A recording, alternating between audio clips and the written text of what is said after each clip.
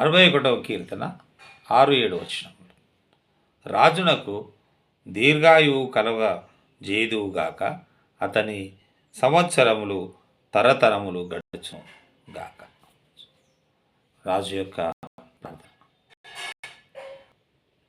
రాజు పరిపాలన చేయాలంటే మంచి ఆయుష్ కావాలి, ఆరోగ్యం కావాలి.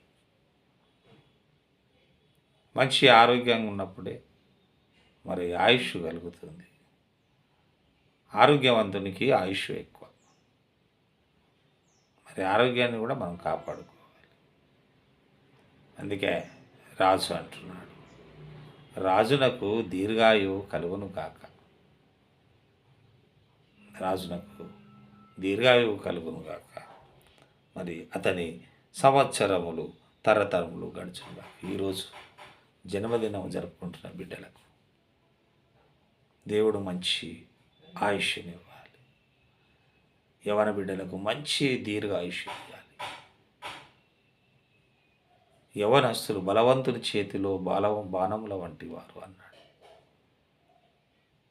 ఈరోజు జన్మదినం జరుపుకుంటున్న యవన బిడ్డలకు దేవుడు మంచి ఆయుష్ను, దీర్ఘ ఆయును దయచేయాలని ప్రార్థన చేద్దాం.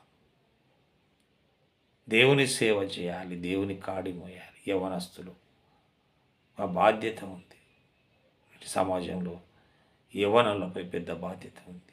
ఆయన కాడిని మోసేవారిగా ఉండాలి. అందుకు మంచి బలం కావాలి, మంచి ఆరోగ్యం కావాలి, అలాగే మంచి ఆయుష్ కూడా వారికి కలగాలి.